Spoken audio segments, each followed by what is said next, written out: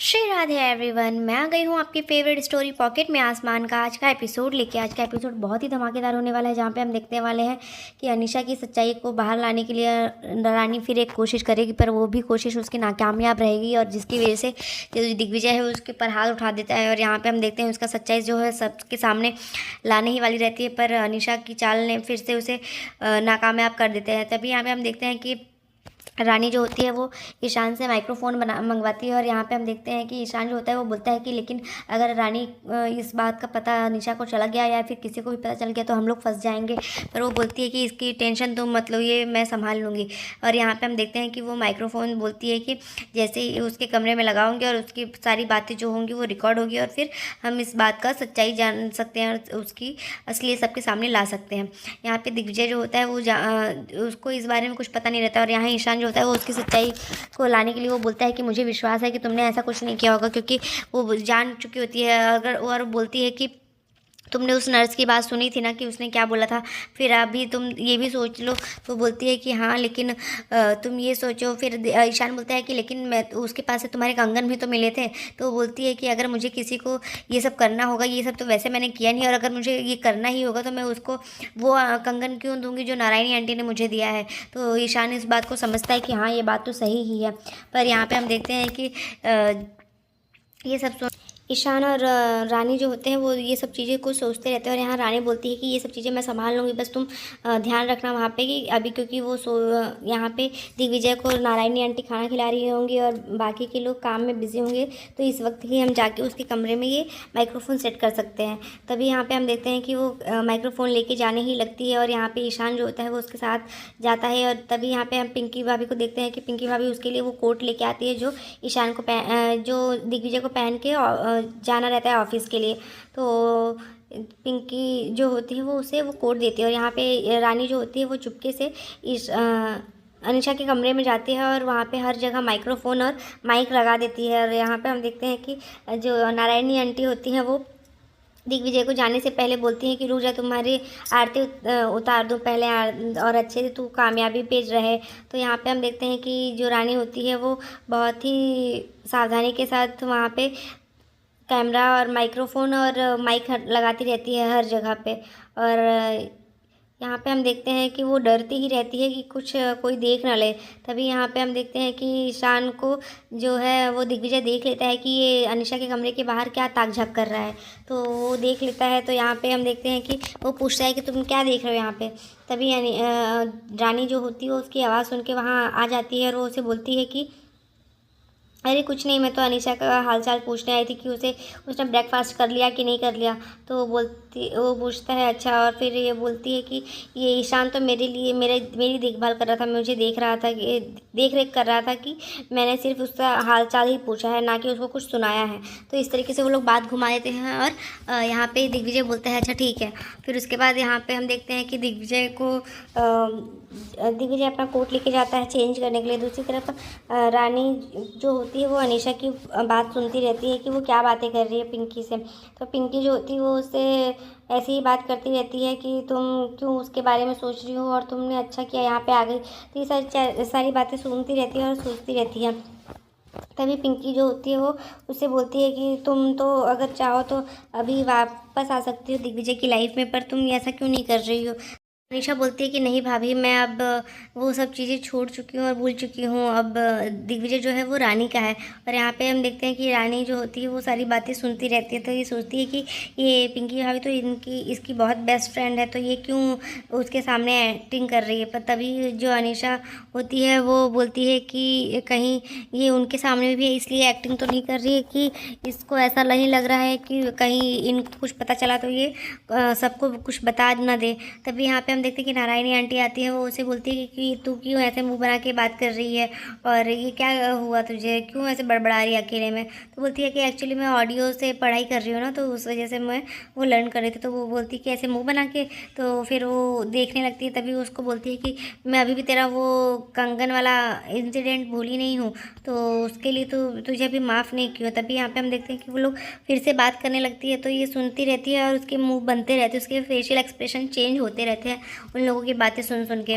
तो यानी इस तरीके से फिर नारायण की आंटी उसे फिर से बोलती हैं कि देख देख फिर से तेरा मुंह ऐसे चेंज हो रहा है, तू गुस्सा क्यों कर रही है, ऐसे मुंह क्यों बना रही है।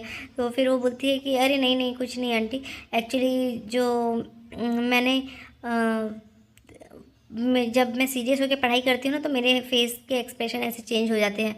तभी वो बोलती है अच्छा ठीक है, तेरी गोद भराई की रस्म है, इन लोग तुझे कल इन दोनों को ये रिस्पॉन्सिबिलिटी दी है कि तुझे कल ये लोग रेडी कर देंगे। तभी यहाँ पे हम देखते हैं कि माधुरी भाभी जो होती है वो चिल्ला चिल्ला के पूछने लगती है कि तुमने उसके कमरे में माइक्रोफोन लगाया ना।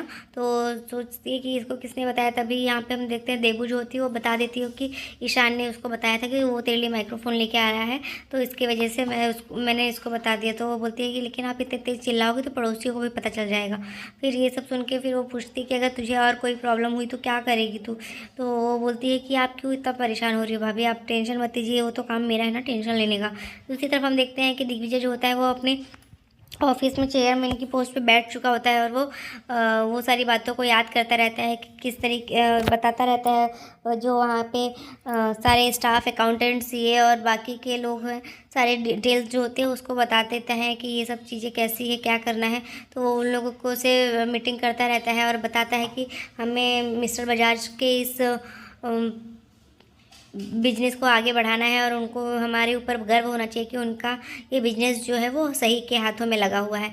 तो वो सब लोग उसके लिए क्लैप कर रहे होते हैं और वो भी खुश रहता है। तभी यहाँ पे हम देखते हैं कि धनंजय का फ़ोन आता है। तो धनंजय को वो बोलती है कि भैया आप प्लीज़ कुछ भी करके मिस्टर लाल को आज बचा लीजिएगा क्योंकि वो निर्दोष है। और फिर वो सारी सबूत बताती है कि क्या किस तरीके से उनके साथ दाव पेच बताने हैं, क्या बोलना है कि अगर नर्स ने उसको वो सब चीज़ें रिपोर्ट दी है तो वो रिपोर्ट मिसिंग क्यों है निशा वाली, तो वो सब क्यों फुटेज डिलीट हो गई है, और वो अगर उसको देना ही है तो वो हॉस्पिटल में क्यों नहीं दी, उसको बाहर आके ही क्यों दी। तो ये सब चीज़ें को वो दलीलों को पेश करने के लिए बोलती है कि आप ये सब चीज़ें पेश करना और गवाह निकालवाना और कैसे भी करके मिस्टर लाल की आज बेल करवा दीजिए। दूसरी तरफ हम देखते हैं कि अनीशा को पास दिग्विजय कॉल अनीशा दिग्विजय के पास कॉल करती है तो उससे बात करने लगती है। तभी हम देखते हैं कि वो लोग को बोलता है कि ठीक है हम आपसे बाद में मीटिंग कर रहे हैं और फिर वो सिग्नेचर कर देता है उस पेपर पे। तभी अनीशा उससे सब पूछती रहती है कि तुमने सबसे मिल लिया, तू सबसे सिग्नेचर कर दिया वहाँ पे। तो वो बोलता है कि हाँ हाँ मैंने सब कर दिया है, तो उसकी टेंशन मत ले, तू जल्दी से ठीक हो गया, जल्दी से यहाँ पे आ जा, मुझसे ये सब ठीक नहीं संभाला नहीं जा रहा है, मुझे वही मेरे ओटी का ही सूट करता है, मैं ओटी में ही कंफर्टेबल रहता हूँ। तो वो बोलता है कि अच्छा ठीक है। और फिर वो पुरानी बातों को याद करने लगते हैं वो दोनों एक दूसरे के साथ कि अगर हम दोनों की वजह से ये सब चीज़ें हुई है। और यहाँ पे दिग्विजय भी उसे बोल देता है कि हाँ मैंने सब बर्बाद कर दिया है ना। फिर उसके बाद ये सब चीज़ें सुन के वो बहुत ही हर्ट होती है। जो ये सारी बातें जैसे ही रानी सुनती है कि दिग्विजय ऐसे सब बातें बोल रहा है कि उसने ये सब बेकार कर दिया। और यहाँ पे ये कहीं ना कहीं अनीशा को ये पता चल गया था कि उसने माइक्रोफोन छुपाया है, तो उस वजह से उसने वो फ़ोन पे बात जो की वो स्पीकर पे करके बात की है। तभी यहाँ पे हम देखते हैं कि जो ईशान होता है वो सारा सामान लेके आ गया होता है। तभी नारायणी आंटी सब पूछती रहती है कि क्या क्या लाया है क्या क्या नहीं। तो वो उसे बताता है कि ये सब चीज़ें आ गई है। और फिर उसके बाद वो उसे बोलता है कि पान लेके आया, तो बोलता है कि अरे पान ही भूल गया मैं सिर्फ। तभी यहाँ पे हम देखते हैं कि वो बोलता है कि तुम लड़के लोग आजकल के ना कुछ समझते नहीं हो। और यहाँ पे अनीशा जो होती है वो अपना बैग पैक करके चली जाती है, क्योंकि फिर ये देख के तो वो बोलती है कि आप क्या रानी को बुला सकती हैं यहाँ पे। तो वो रानी को जैसे ही बुलाते हैं तो रानी को पूछती है कि क्या हुआ, रानी उससे पूछती है। तभी वो उसे बोलती है कि क्या तुम ये बता सकती हो कि ये सब तुमने क्यों किया है, क्यों छुपाया है मेरे पास मेरे कमरे में ये माइक्रोफोन। तो ये सुन के वो बहुत ही शॉक्ड रह जाती है और सबको ऐसा लगता है कि अब तो इसकी पोल खुल गई। और ईशान भी बहुत मतलब वो भी उन लोग को ऐसा लगता है कि इसकी पोल खुल चुकी है, अब क्या होगा, अब क्या बोलेगी रानी। तभी यहाँ पे हम देखते हैं कि वो सब कुछ बोलती है। तो वो बोलती है कि ये क्या ड्रामा कर रही हो तुम, क्यों इस तरीके से सबको बहका रही हो। तो वो बोलती है कि मैं तो सिर्फ दिग्विजय की एक अच्छी दोस्त हूँ, ये सब चीज़ें वो उसे बताती है। और वो बोलती है कि तुम मेरी बातें सुन के क्या कर लोगी, मतलब मैं तुम्हें क्या लगता है मैं उस कमरे में बैठ के यहाँ पे किसी के खिलाफ कुछ जाल बुन रही हूँ, किसी को फंसाने की कोशिश कर रही हूँ, दिग्विजय को तुमसे छीनने की कोशिश कर रही हूँ। यहाँ पे पिंकी भाभी जो होती है वो उसके ऊपर और भड़कने लगती है। तभी ये सब देख के देवू भी परेशान हो जाती है कि अब रानी क्या करेगी, कैसे उसका हैंडल करेगी ये सब चीज़ों को। यहाँ पे रानी जो होती है वो बहुत ही शॉक्ड रह जाती है कि अब क्या बोले वो। और यहाँ पे नारायणी आंटी जो होती है वो बोलती है कि तेरे से एक दिन भी सही से गुजरे वो तू नहीं चाहती ना, तू चाहती क्या आखिर। यहाँ पे पिंकी भाभी को बोलती है कि आपको क्या लगता है कि ये सब जो आप कर रही हैं वही सब ठीक है। तभी यहाँ पे हम देखते हैं कि रानी को गुस्सा बहुत तेज आता है कि वो ये सब चीज़ें कैसे टॉलरेट कर रहे हैं, और सब लोग उसको उसकी हर बात को समझते रहते हैं। मतलब उस अनीशा की हर चाल में फंसते जा रहे हैं और उसकी जाल में बिछाए हुए जाल में सब फंस रहे हैं।